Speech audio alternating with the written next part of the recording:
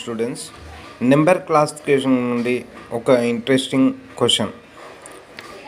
43 343 ఇచ్చారు, 33 216 ఇచ్చారు, 78 3375, 98 49 43.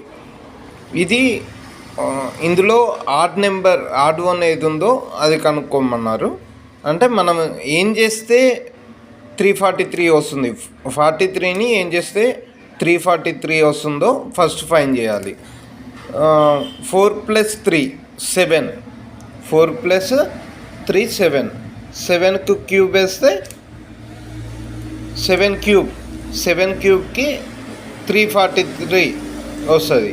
అలాగే 3 + 3 6, 6 క్యూబ్ 216, 7 + 8 అలాగే 7 15, 15 క్యూబ్ వేస్తే మనకు ఏమొస్తుంది 3375 వస్తుంది.